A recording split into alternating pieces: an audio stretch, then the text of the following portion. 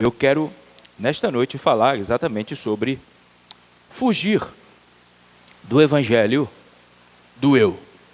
E eu quero convidar você a abrir comigo a sua Bíblia no livro de Romanos.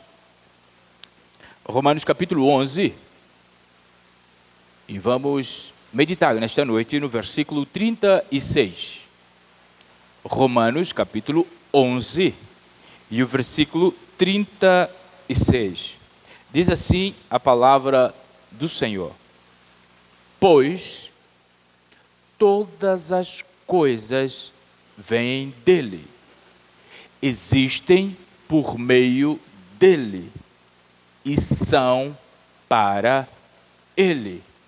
A ele seja toda a glória para sempre. Amém. Senhor, obrigado pela tua palavra. Fale aos nossos corações nesta noite. Ajuda-nos a aplicar essas verdades que havemos de estudar nas nossas vidas. Em nome de Jesus. Amém. Alguém escreveu que o pecado sempre nos ensinou a nos colocar no centro de tudo. Até mesmo do evangelho. O pecado nos ensinou a nos colocar no meio de tudo, até mesmo do evangelho. Porque pensa num tempo diferente, é o tempo chamado hoje, em que o homem, ele simplesmente quer e batalha para ser o centro de tudo. Só que, quando nós pensamos nisso, numa cultura decaída como aquela que nos circunda, nós podemos até dizer, não, o homem sem Deus. Mas quando essas verdades se aproximam de nós, enquanto seguidores de Cristo, aí é uma preocupação, e é neste pressuposto que nós precisamos fugir de todo o evangelho que tem o centro como o homem. Um evangelho antropocêntrico, um evangelho onde Jesus é responsável de satisfazer a minha necessidade e ponto. Um evangelho em que eu reivindico meus direitos. Um evangelho em que Jesus é garçom para servir o que eu quero. Um evangelho em que eu só tenho direitos e não tenho deveres nenhum. Esse é o evangelho que se vive hoje. E desse tipo de evangelho, nós precisamos fugir. Fugir. Quando você ouve alguém pregando esses tipos de evangelho, meu irmão, corre léguas, vá muito longe, porque é perigoso. É uma difusão de egocentrismo muito grande no nosso meio. Eu falei há alguns domingos atrás sobre o protesto da geração de selfies. A geração de selfies é uma geração apoiada num egocentrismo, que tudo aquilo que faz precisa ser ela o destaque. Por isso o telefone está sempre virado para ela. Selfies. Quem gosta aqui? Muito bem. A Paulinha gosta. E também a Rebeca Oliveira. Mas repara que este egocentrismo, ou esta difusão do egocentrismo dentro do povo, e nesse pressuposto, o povo de cultura cristã, não é resultado de uso de smartphone. Não é o smartphone que inventou isso. Na verdade, o smartphone só está sendo um instrumento, uma ferramenta que cada um daqueles que vivem uma fé de selfie, eles têm para construir a sua própria Babel, ou seja, desobediência. Repara o que Deus falou com o seu povo no livro de Gênesis capítulo 9, versículo 1. Deus ordenou ao povo o seguinte, e isto para nós entendermos o que é a construção de Babel. Deus falou para o povo, sejam férteis, multipliquem-se, encham a terra. Isto era uma ordem do Senhor. Agora repara, a resposta do povo para esta ordem de Deus. Gênesis capítulo 11 e o versículo 4. Depois disseram: venham, isso já é o povo, venham, vamos construir uma cidade com torres que chegam até o céu. Assim ficaremos famosos e não seremos espalhados pelo mundo. Vocês estão entendendo aqui qual o perigo desse egocentrismo que tem sido difundido? Nós podemos fazer um rastreio e vamos parar e ver que a geração de selfie já era bem antes de nós. Está aqui uma prova que é a geração de Babel. Quando Deus manda que saiam, que proclamem. Obrigado, irmão. Agora nós vamos até meia-noite. Que proclamem. O que eles fazem? Eles simplesmente querem ser famosos. Eles querem ser famosos. Eles não querem obedecer a Deus. Repara que a política deles é simplesmente o evangelho do eu. Ser famosos, não vamos ser mais espalhados pelo mundo, até porque não interessa muito cumprir as ordenanças do Senhor. Conquanto nós nos realizamos, conquanto estar perto do Senhor é o sinônimo de eu me dar bem, vou continuar fazendo a minha vida, eu vou continuar fazendo o retrato do evangelho que eu entendo. Se Deus ser glorificado ou não, isso é problema dele. Isto é o que está acontecendo nos nossos dias. Líderes totalmente imbuídos deste senso de Babel, desobediência terrível, e pregam exatamente sobre o evangelho do eu. Se nós pararmos e analisarmos este egocentrismo dos nossos tempos, ele surgiu lá com os nossos primeiros pais. Satanás, quando ele percebe a vulnerabilidade de Adão e Eva no jardim, sabe o que ele diz? Ele começa a atacá-los. E qualquer semelhança com o nosso tempo não é mera coincidência. É que Satanás sabe que o coração do homem é orgulhoso. É que Satanás sabe que o coração do homem deseja ser o eu de toda a história. Olha só o que Satanás disse para os pais. Gênesis 3:5. Deus sabe, quando você comer dele, seus olhos abrirão, você será como Deus. Olha a proposta, você será como Deus, conhecendo bem o mal. A proposta de Satanás era: você vai entrar no mundo de Deus e você vai saber o que Deus sabe. E aí, os nossos pais acharam isso fantástico, mas na verdade estavam enterrando tudo aquilo que era promessa para uma vida boa e saudável. Eles estavam nos dando uma herança do pecado e da morte. Satanás, ele sabia o que o homem gosta, por isso ele está ofertando. E os nossos dias não são diferentes, ele continua fazendo a mesma coisa. A proposta de Satanás para Eva é qualquer coisa como: por que você está vivendo da forma que Deus está mandando você viver? Quando ele chega e diz para ela simplesmente: ele falou mesmo para não comer daquela árvore, e você não está comendo porque a árvore é boa. Ele está dizendo para ela simplesmente: por que você está vivendo em obediência a ele? Repara uma coisa bastante importante: rejeita logo esse Deus, desobedece ele, que tudo isso, olha só, o mundo dele será seu. Tudo isso será seu, tudo vai ser sobre você, não mais sobre ele.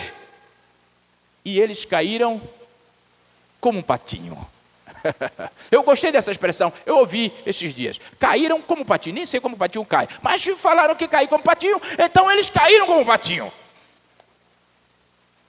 Repara algo bastante, eles caíram, ouviram, desejaram ser. Não servir, ser influentes no mundo de Deus. E Satanás, ele é astuto, e ele tentou essa mesma jogada com Jesus, lá no livro de Lucas, capítulo 4, 5 e 6, até o 7. Ele tentou com Jesus de novo, e chegou para Jesus e falou: olha só o que ele falou: Ele levou Jesus então para um lugar alto e no momento lhe mostrou todos os reinos. E ele falou: eu darei para você a glória destes reinos e a autoridade sobre eles, porque são meus. A única coisa que é dele é mentira, irmãos. Não era dele nada. Só que o final da história já não foi igual a Adão e Eva, porque Jesus sabia quem ele era, qual era a sua missão e por que ele se tornou homem. O nosso grande problema é que nós não sabemos quem nós somos, qual é a nossa missão e por que nós somos homens. E é isso que é o grande problema da igreja do século 21. A falta desse conhecimento faz com que elas acreditam nas ciladas de Satanás e caem com um patinho. Escreva isso aí no seu coração.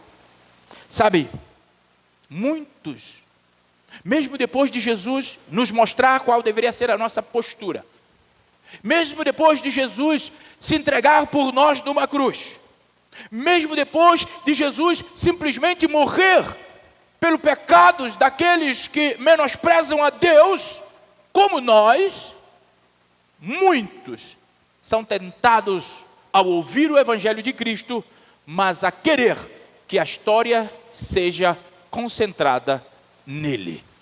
Ele ouve o Evangelho de Cristo, mas ele tira Cristo do centro e se coloca lá, como que todo o Evangelho precisa ser meu. Por isso as pessoas vêm com Jesus já com as suas expectativas de realizações elevadas. Eu vou para lá porque ele vai me dar um carro. Eu vou para lá porque ele vai me dar uma casa. Eu vou porque ele vai. Eu vou porque ele vai. Eu vou porque ele vai. Isso é o que se ensina, infelizmente, nos dias de hoje, de forma massiva. Mas isso não é o Evangelho de Cristo Jesus. Nunca foi o Evangelho de Cristo, porque o Evangelho de Cristo, do começo ao fim, do jardim à queda, sob a cruz e ao túmulo e até a glória de Cristo, tudo é sobre Cristo, tudo é para desviar os nossos olhos de nós e colocar os nossos olhos nele, tudo é dele, tudo é por ele e só existe porque ele fez todas as coisas. Tudo é sobre ele, nada sobre nós. Eu costumo dizer que nós pegamos uma pequena caroninha e aí a gente acha que é dono do veículo. O veículo é de Deus. O mundo é de Deus. Quer saber mais? Nem você é de você mesmo. John Piper nos alerta quanto a esta vida meio desproporcional com a visão do Evangelho. Ele diz o seguinte: a menos que eu e você comecemos a nossa caminhada com Deus, por Deus e através de Deus, a menos que isso aconteça, quando nós estivermos diante do Evangelho, inevitavelmente nós vamos nos colocar no centro dele. Se Cristo ressurreto não for a motivação de nos aproximarmos de Deus, nós vamos nos colocar no centro do Evangelho e achar que é o nosso valor, é o nosso mérito, que é a força motriz de todo o Evangelho. É porque as pessoas se convertem por minha causa, porque quando eu prego, porque quando eu falo, quando eu visito, o coração aquebranta. As pessoas estão tirando Jesus do centro, porque se eu orar, o negócio vai acontecer. Jesus está saindo do meio das igrejas e os homens estão se tornando centro delas. Isto é o sinônimo de fracasso das igrejas do nosso tempo. Meu irmão, o que nós precisamos entender é que nós precisamos de Deus. Nós é quem precisamos de Deus. Então eu preciso vir ao Senhor com um coração consciente de que Ele é o Senhor e eu sou servo. E Ele me escolhe, Ele escolheu me amar. Não que havia em mim algo que levasse-o a fazer isto. Não tinha nenhuma beleza em mim por causa do pecado. Não tinha nenhum mérito em mim para que Ele me amasse. Ele simplesmente me amou como uma demonstração de misericórdia incomparável e de paciência inacessível, dizendo para mim: se eu verdadeiramente entender que dependo dEle, que só dependo dEle, eu vou longe. Eu vou longe. O amor de Deus por nós, Ele é maior do que tudo aquilo que nós podemos imaginar. O amor de Deus por nós é mais doce do que nós podemos imaginar. Sabe por quê? Exatamente porque o amor de Deus não gira em nosso torno. O amor de Deus gira em torno dele mesmo. Ele nos ama porque Ele é Deus. O grande problema é se Ele nos amássemos por mérito nosso, com certeza nós estaríamos bem preocupados nesta noite. Paulo diz: todas as coisas vêm dEle. Todas as coisas existem por meio dEle. Todas as coisas são para Ele. Meu irmão, esta verdade, entender esta verdade, nos ajuda a reconhecer a nossa dependência de Deus e a importância de irmos a Deus para que Ele direcione a nossa vida e gere em nós um coração grato que sempre adora-o em espírito e em verdade. Rapidamente eu quero considerar algumas invariáveis desse texto. Algo que jamais irá mudar, ainda que eu queira. Primeiro, toda a criação é para Deus. Diz que, pois todas as coisas vêm dEle. Todas as coisas vêm dEle. Sabe que quando nós fomos formados, quando nós fomos interlaçados no ventre da nossa mãe, quando começou a sair a mão, a orelha, os olhos, os pés, quando começou a ter estes ajuntamentos, nós já estávamos sendo criados à imagem do nosso Senhor. Quando no ventre ainda as coisas estavam acontecendo, era Ele nos projetando para que os outros vissem em nós e louvassem o seu nome. Você percebe algo bastante importante? Veio dele, porque o propósito dele em nos fazer é para que ele fosse louvado e glorificado e exaltado. Por isso você precisa agradecer a Deus pela pessoa que está do seu lado. Louve ao Senhor. Admira esta coisa bela que está do seu lado e louve ao Senhor por causa disso. Tem muita gente que é ingrato, muito ingrato ao Senhor. Tem companhias maravilhosas, uma esposa maravilhosa, um esposo exponencial, mas nunca agradece. Nunca agradece. Tem filhos maravilhosos, mas não agradece. Tem uma igreja maravilhosa, mas não agradece. Tem um pastor exponencial, mas não agradece. Muito bem, muito bem. Precisamos agradecer ao Senhor. Você sabe que de vez em quando eu paro e olho para minha esposa e para minha filha, e eu fico só olhando e agradecendo ao Senhor. Irmãos, desde que eu casei, eu não passo um dia sem agradecer por elas. Primeiro só por ela, agora até a menininha, né? Muito bem, muito bem. Não passo sem agradecer porque eu sei que não houvera mérito em mim para receber uma bênção como essas na minha vida. Por isso, eu só posso agradecer. Repara, o propósito que Deus, Ele revela a nós, quando Ele permite que a gente apareça. Gênesis capítulo 1, versículo 26. Olha, Ele vai dizer: façamos o homem à nossa imagem, conforme nossa semelhança. Meu irmão, isso se chama planejamento. Deus nos planejou. Deus sonhou conosco, Ele nos planejou. A gente não foi simplesmente, sobrou um pedaço de terra aqui, vamos fazer um povo aí. Não, não, não. Ele nos planejou, por isso nós precisamos honrá-lo. pela vida daqueles que estão à nossa volta. Ele continua dizendo assim, olha, Ele nos fez para que domine eles sobre peixe, sobre o mar, sobre as aves, sobre gado, sobre um bocado de coisa, sobre a terra. Repara aqui algo bastante importante que o texto está nos dizendo, é que nós que precisamos dominar essas coisas, não essas coisas nos dominarem. Porque quando essas coisas começam a nos dominar, nós saímos do propósito do Senhor.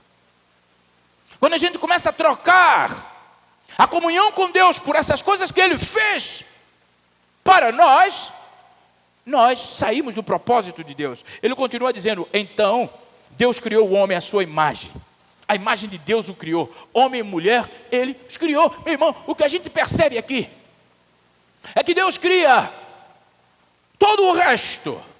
Peixe, pássaro, gado. Para a coroa da sua criação. Quem é a coroa da criação de Deus? É você. Deus cria tudo isso para você, para mim, porque nós somos aqueles que iriam ser como Ele. Nós haveríamos de torná-lo visível, audível, cognoscível. Nós haveríamos de torná-lo comunicativo neste mundo. Meu irmão, Deus fala conosco através de nós. Deus está falando conosco nesta noite. Só que você está ouvindo a minha voz. Mas é a palavra do Senhor que nós estamos falando. Isso Deus está falando conosco. Sabe o que significa? Significa que Deus fez tudo, montou tudo para nós. Isso quer dizer que nós não somos centro de tudo. Nós não somos proprietários nem mesmo da nossa própria vida. Por isso, vir ao Senhor é em arrependimento, é em gratidão por tudo aquilo que Ele já fez. Eu não venho até Deus para que Ele faça um milagre na minha vida. Se Ele quiser fazer, Ele faz. Se Ele não quiser fazer, Ele não faz. E eu continuo amando, adorando, reverenciando a Ele. Porque Ele é o meu Deus. Segunda coisa bastante importante. Se a criação é para Deus, a queda do homem é contra Deus. Olha o que Paulo vai dizer, Romanos 3:23. Pois todos pecaram e não alcançam a glória, o padrão da glória de Deus. Meu irmão, infelizmente o homem, ele está constantemente rejeitando ao Senhor. Rejeitando o propósito de ter a centralidade da sua vida, Deus, o Senhor. Ele rejeita o Senhor. E isso é doloroso. Você já pensou em você? Investe em alguém, ora muito por alguém, e essa pessoa simplesmente depois de ser tratado, cuidado, amado, vira as costas para você. Despreza você. Você já lidou com esse sentimento de desprezo? Pois é. A gente muitas das vezes faz isso com Deus. Ele prepara tudo para nós, mas nós não estamos nem aí para Ele. A gente quer viver num evangelho do eu, em que eu preciso ser o centro de tudo aquilo que eu faço.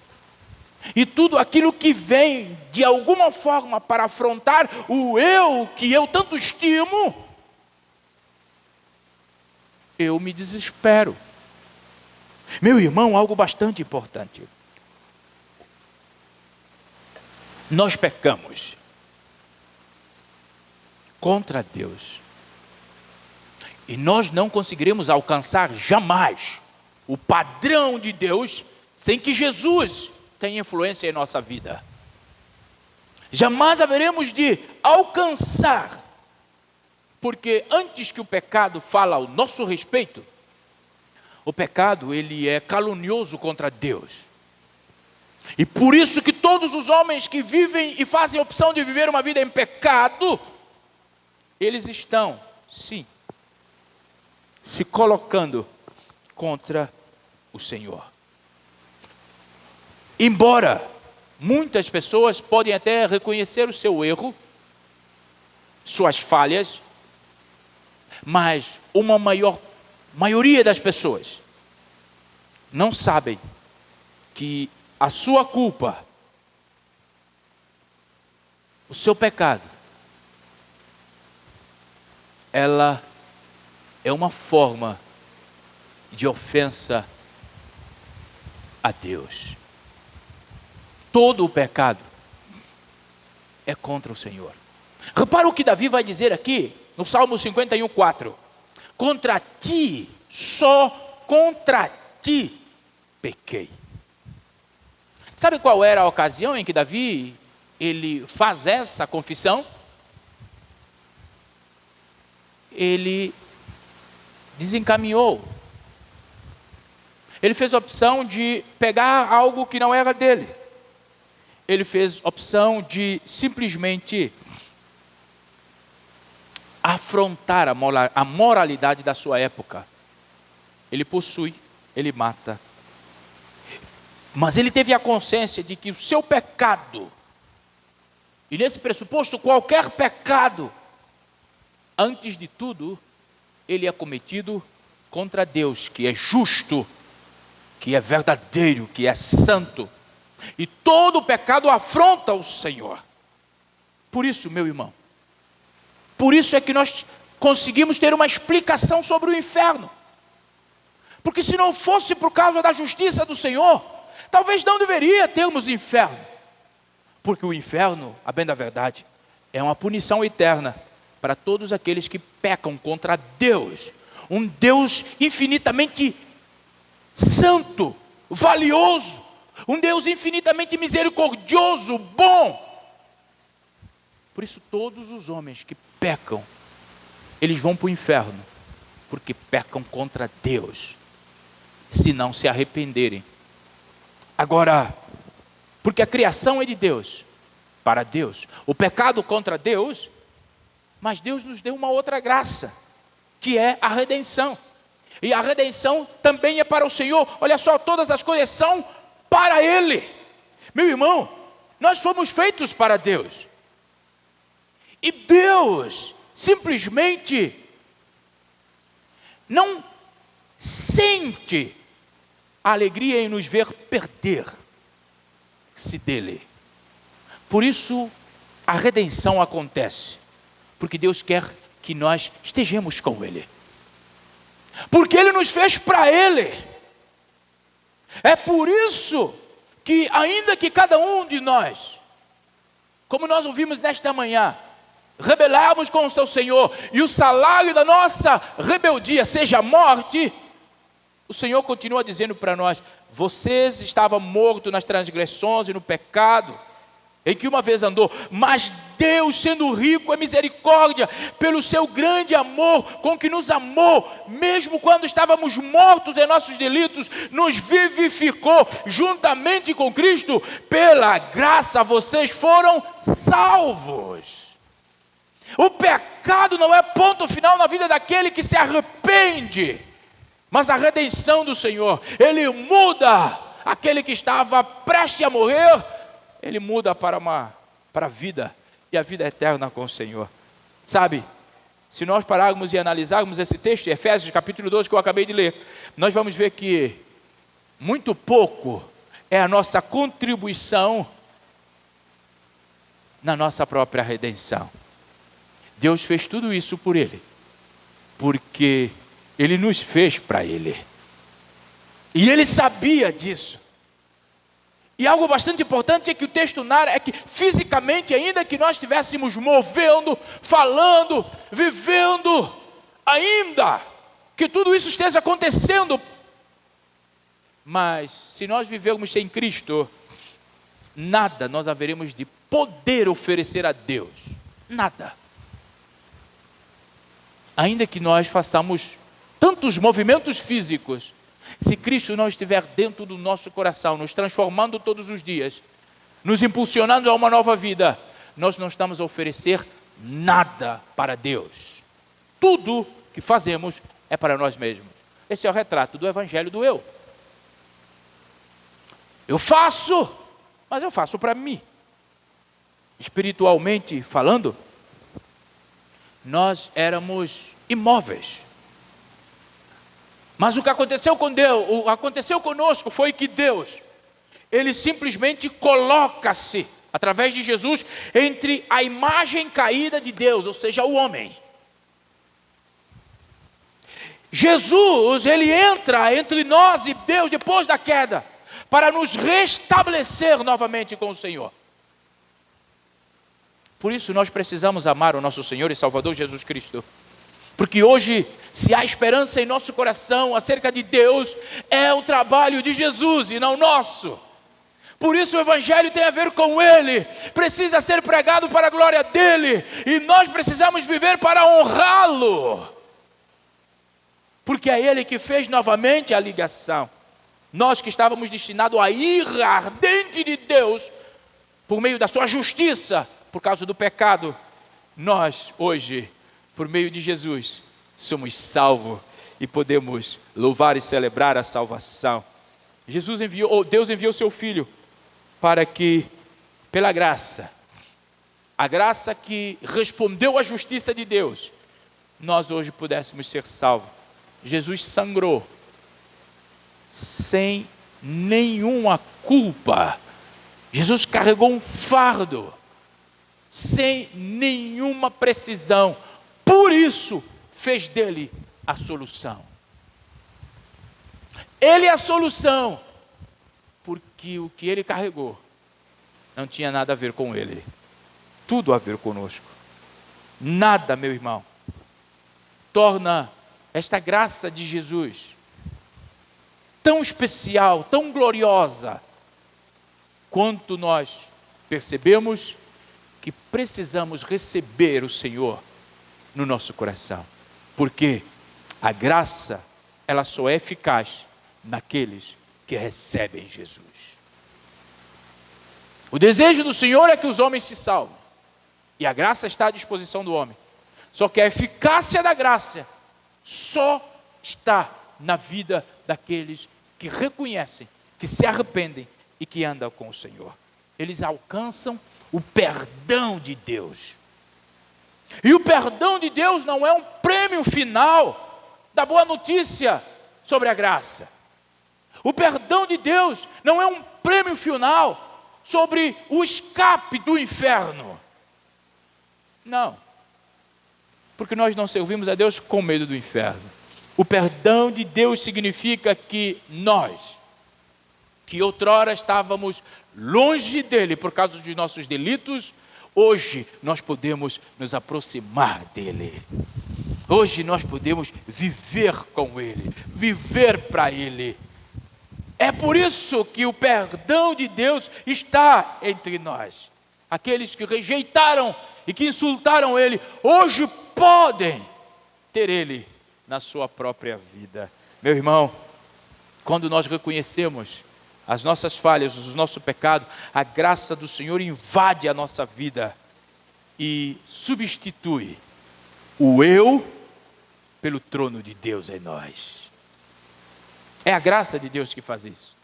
É por isso que João Batista disse, e muito bem dito, que ele cresça e eu diminua. Porque eu só vou diminuir a partir do momento que ele está em mim, crescendo em mim.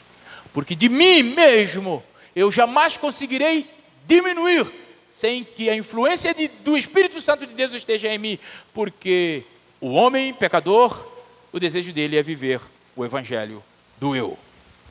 Mas desse evangelho, Jesus nos convida a fugir. A fugir.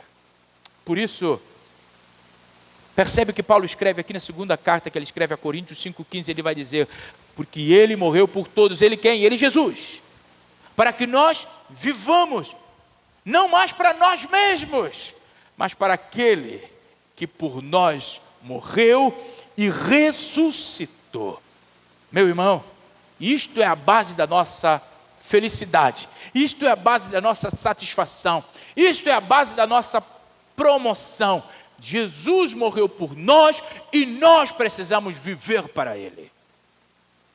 Este é o Evangelho de Cristo. Este é o evangelho da qual nós fomos chamados e criados para viver. Por isso, nós precisamos gastar nosso tempo vivendo para a glória do nosso Senhor. Ainda que as pessoas não entenderão a opção de vivermos só para o Senhor, mas ainda assim, é a maneira mais acertada de nós vivermos os dias que nos restam nesta terra. Esta é a verdade. Nós precisamos nos doar à causa da nossa solução. Cristo não morreu para pecador que quer continuar no pecado. Cristo não morreu para o pecador que quer continuar valorizando o eu a despeito do Senhor. Então, se eu e você temos no nosso coração aquilo que Calvino chama de fábrica de idolatria, de um egocentrismo idolátrico, nem sei se essa palavra existe, mas agora eu quis falar ela. Se isso está dentro do nosso coração, nós precisamos correr, como falou aqui o pastor Eli, correr aos pés da cruz e pedir ao Senhor: salva-nos de nós mesmos. Porque quando o evangelho do eu enraiza em mim, quando a minha produção é para a minha vanglória, meu irmão, nós estamos desprezando o sacrifício de Jesus e o evangelho do Senhor Jesus. Sabe que no céu não terão pessoas que querem ir para lá e serem felizes sem Jesus. Escreva isso no seu coração. Pessoas que querem ir para o céu sem Jesus não estarão no céu. Pessoas que no seu coração o centro não é Jesus, eles não estarão no céu, porque o céu é de Jesus. Isso é maravilhoso. O evangelho é para nos levar a Deus. É para nos fazer viver para Deus. Por isso, a nossa vida só tem sentido, significado, se nós vivermos para a glória de Deus. Jesus, a solução, tem para nós um paraíso. Abra comigo a sua Bíblia, no livro de Apocalipse, capítulo 21, e o versículo 3. Louvemos ao Senhor, irmã Paulinha, irmão Paulinho, a dupla Paulinha e Paulinho. Olha só o que Jesus vai dizer aqui, ou Deus vai falar na sua palavra. Vejam, João percebendo, o tabernáculo de Deus está no meio do seu povo. Deus habitará com eles, e eles serão seu povo. O próprio Deus estará com eles. Meu irmão, quem estará neste paraíso, nesta nova Jerusalém? Aqueles que amam a Jesus. Aqueles que vivem o evangelho de Cristo verdadeiramente, e não o evangelho do eu. Se eu e você imaginarmos um mundo melhor do que esse, que João acabou de ver o vislumbre e nos dizer, se você acha que há alguma perfeição fora disso, você não encontrou, não compreendeu a fé. Você não sabe, não entendeu o que significa viver para a glória de Deus. Nós precisamos desejar viver o evangelho de Cristo, da forma de Cristo. Nós precisamos fugir do evangelho do eu, para que nós consigamos descansar no Senhor e ter certeza de que o céu, da qual João descreve aqui, onde o tabernáculo do Senhor estará no meio, onde Ele mesmo estará habitando com seu povo. Ah, maravilha! Isso é que Deus tem para nós, e é isso que nós precisamos desejar. Não se mate por coisas temporárias, que são unicamente desta terra e que vai ficar. Louvemos ao Senhor, irmãos.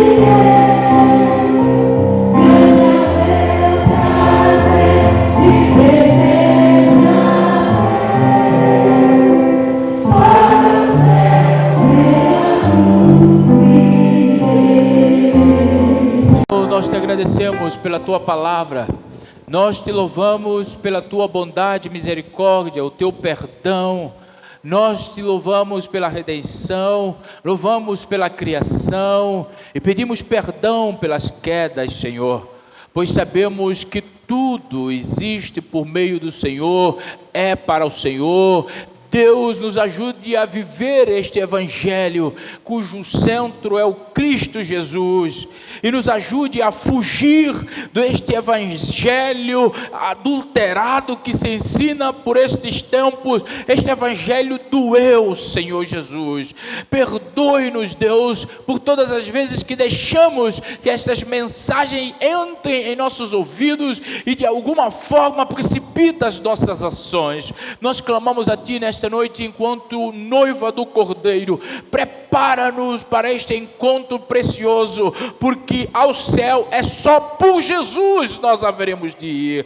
Por isso nos ensina e nos ajuda a depender do Senhor, a nossa solução. Abençoe a Tua igreja nesta noite e que esta palavra esteja ressoando durante toda esta semana no coração desta igreja. Oramos em nome de Jesus, amém. Amém. Louvado seja Deus.